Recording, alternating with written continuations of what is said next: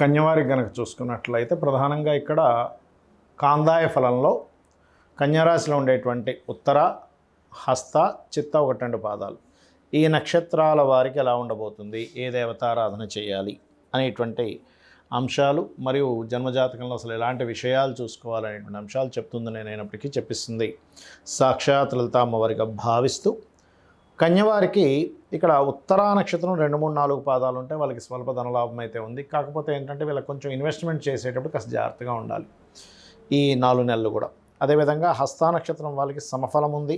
So అన్నీ సమంగా వెళ్ళిపోతూ ఉంటాయి, నో నీడ్ టు వరీ. అదేవిధంగా చిత్తా నక్షత్రం 1-2 పాదాల వారికి కొంచెం వీరి యొక్క నక్షత్రాధిపతి కుజుడు కాస్త నీచబడుతున్నాడు కాబట్టి కొంచెం వ్యాపారాలలో అధిక లాభం వస్తుందని చేసే కొన్ని ప్రయత్నాల వల్ల భీతి కూడా కలుగుతూ ఉంటుంది. ఈ విషయంలో జాగ్రత్తగా ఉండాలి, ప్రధానంగా జూలై, ఆగస్ట్, సెప్టెంబర్ మాసాల్లో. ఇక మీరు కన్యారాశి వారికి పూర్తిగా ఇప్పుడు ఈ ఉత్తరా నక్షత్రం వారు సూర్య నమస్కారాలు, హస్త నక్షత్రం వారు చంద్రమౌళీశ్వర ఆరాధన నిద్రలేసన చేయడం మంచిది. అదేవిధంగా చిత్తా నక్షత్రం వారు సుబ్రహ్మణ్య స్వామి ఆరాధన చేయడం చాలా మంచిది. అలాగే మరొక విషయం ఏంటంటే ఇక్కడ గమనించినట్లయితే ఇక్కడ ఎప్పుడైతే మనము అంటే ఈ చంద్ర నక్షత్రాలు ఏవైతే ఉన్నాయో, అంటే ఈ హస్త నక్షత్రము మరియు రవి నక్షత్రము, కుజ నక్షత్రాలు ఏవైతే ఉన్నాయో, ఈ నక్షత్రాలు వచ్చిన రోజు కూడా మీరు పలానా ఆలయానికి వెళ్ళడం, ఏదైనా మీకు తెలిసిన ఆలయాన్ని, సుబ్రహ్మణ్య స్వామి ఆలయం కానీ, అమ్మవారి ఆలయం కానీ, చంద్రమౌళీశ్వర ఆలయం వెళ్ళడం మంచిది. అయితే ఓవరాల్గా అసలు ఈ కన్యారాశి వారికి ఎలా ఉంటుంది, ఇన్వెస్ట్మెంట్స్ విషయంలో నవంబర్ వరకు జాగ్రత్తగా ఉండండి. సప్తమంలో ఉండే శని వక్రించాడు కాబట్టి కొంచెం సంబంధాలు, అది వివాహ సంబంధాలు అనుకోండి, పార్ట్నర్షిప్ సంబంధించినవి అనుకోండి, కొంచెం దగ్గర దాకా వచ్చి వెనక్కి వెళ్తూ ఉంటాయి. శత్రువుపై జయం కలుగుతుంది. కాకపోతే కాస్త జూలై, ఆగస్టు మాసంలో పర్టికులర్గా కొంచెం కెరీర్ విషయంలో ఎక్కువ స్ట్రెస్ ఉంటుంది, గుర్తుపెట్టుకోండి. ఇక మీరు నిత్యము చేయవలసిన దేవతారాధన కూడా వెంకటేశ్వర స్వామి యొక్క ఆరాధన చేయండి. నవగ్రహాల్లో పర్టికులర్గా శని, రాహు, కేతు, శుక్ర ఈ 4 గ్రహాల దగ్గర దీపారాధన చేయండి. అన్ని విధాలా మీకు బాగుంటుంది. ఎప్పుడూ కూడా ఈ గోచార ఫలితాలు, కాందాయ ఫలితాలు, పలానా గ్రహం మారినందుకు ఈ ఫలితాలు, ఇవన్నీ గోచారం అంటే కాలంలో ఈ రకంగా ఉంది అని చెప్పుకోవడం అనమాట.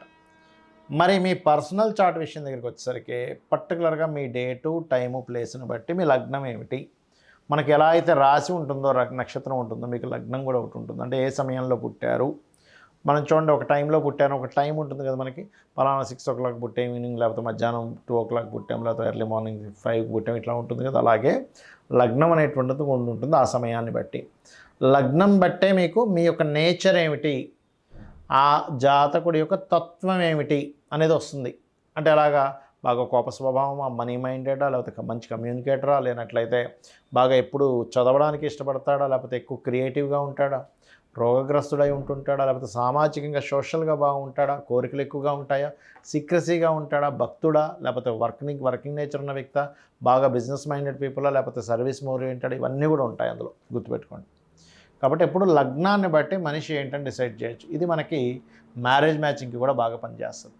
అదేవిధంగా ధనస్థానం అంటే ఎందుకు ధనస్థానాన్ని ఏం తెలుస్తుంది ధనస్థానంలో ఒక జాతకం చూపించుకున్నప్పుడు అంటే, ఇప్పుడు చూడండి మనం పలానాదేదో కోర్స్ చేస్తాం, దానివల్ల ఏమీ ఉపయోగం లేదు, మళ్ళీ ఇంకోటి ఏదో కోర్స్ చేసి అలాంటి దాంట్లో ఇందులో ఉద్యోగం సెటిల్ అవుతాం. అంటే మీకు ఏమైంది, మీకు అసలు ఎందులో ధనం యోగం ఉందో తెలుసుకోవడం వల్ల ఆ పర్టికులర్ కోర్సే చేస్తూ మీకు మనీ సేవ్ అవుతుంది.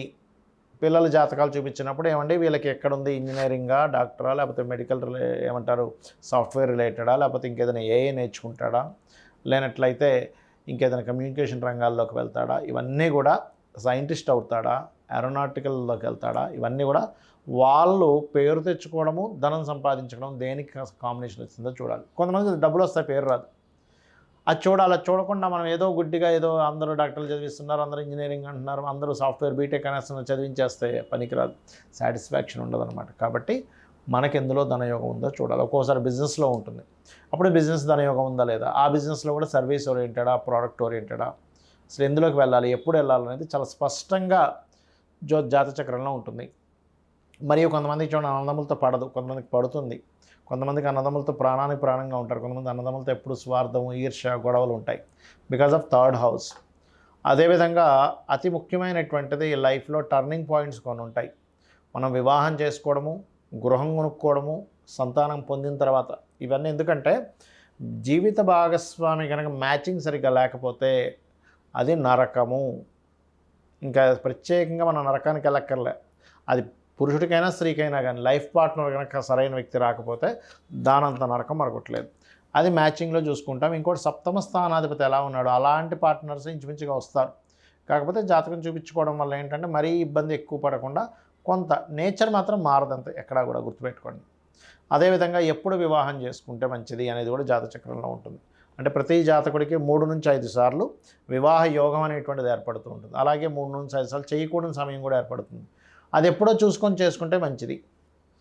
అలాగే మరొక విషయం ఏంటంటే ఇక్కడ జాతచక్రంలో మనకి హెల్త్ ఇష్యూస్ ఎందుకు వస్తున్నాయి? రుణరోగ శత్రుస్థానం. ఎవరైనా కూడా చూడండి, రుణం ఉండకూడదు, శత్రువులు ఉండకూడదు, హెల్త్ ఇష్యూ ఉండకూడదు అని కోరుకుంటాం. ఎందుకంటే ఈ 3 మెంటల్ టెన్షన్ తీసుకొస్తాయి.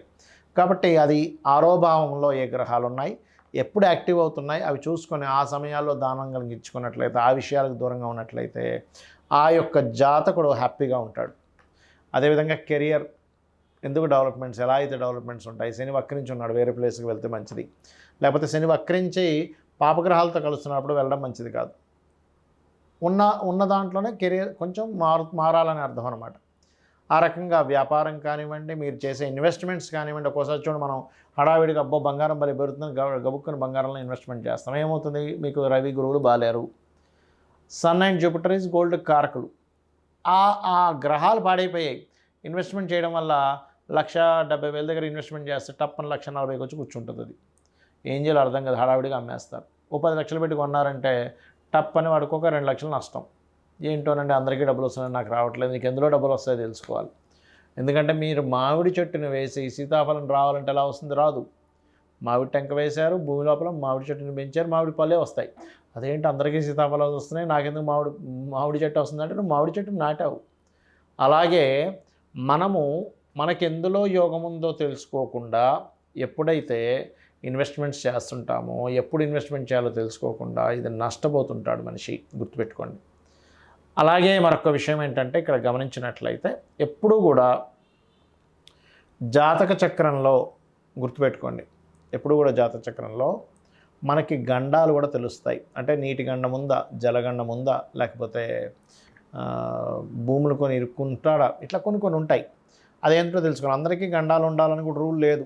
మీరు అనుకోవచ్చు, ఏమండి నాకేదో గండం చెప్పలేదండి అని. అంటే గండం లేకపోతే ఏం చెప్పం, ఇంకా లేదు అని. ఉంటేనే గండం ఉంటుంది. అలాగా ప్రతి జాతకంలో నడుస్తున్న మహాదశలు, అంతర్దశలు, గోచారంలో ఏ గ్రహం వచ్చి ఎక్కడెప్పుడు టచ్ చేయడం వల్ల ఏ విషయాలు జాగ్రత్తగా ఉండాలని అన్ని విషయాలు ఉంటాయి మన జన్మజాతకంలో. ఇది మన పర్సనల్ చార్ట్ని పట్టించుకోకుండా ఎంతసేపు గోచారంలో శని వచ్చిందట, ఏలినాడు శని వచ్చిందటండి, కాల్సప దోషం ఉందా, ఇవి పెద్ద విషయాలు కావేవో ఒక 15 to 20% ఎఫెక్ట్ చూపిస్తాయి ఇవన్నీ కూడా. ఇప్పుడు మనం చెప్పుకునే కాందాయ ఫలాలు ఇవన్నీ కూడా గుర్తుపెట్టుకోండి. అయితే మరి జాతకం లేదండి ఏం చేయాలి? ప్రశ్న వేసుకొని చెప్పొచ్చు, లేదా పిల్లల జాతకం నుంచి కొంతవరకు మనం ముందుకు వెళ్ళొచ్చు. ఇవన్నీ కూడా తెలియవు అంటే అమ్మవారిని చక్కగా అమ్మవారి పాదాలు ఆశ్రయించి, అమ్మ ఇవన్నీ నాకు తెలియవు, నష్టాలు, కష్టాలు, దోషాలు ఇవేమీ నాకు తెలియవు, నిన్ను ఆశ్రయించాను, నువ్వు నాకు దారి చూపించంటే అమ్మవారు కూడా దారి చూపిస్తుంది. అయితే ఎంతైనా కూడా గ్రహాల పరంగా గ్రహం చేస్తుంటుంది కాబట్టి ఇల్లు కొంచెం మంచి వాస్తున్న ఇంట్లో ఉండడం, అదేవిధంగా జాతచక్రంలో ఏదైనా మారినప్పుడు దానికి సంబంధించి దానం ఇచ్చుకుంటూ ఉంటే కూడా అన్ని విధాలుగా బాగుంటుంది. శ్రీమాత్రే నమః.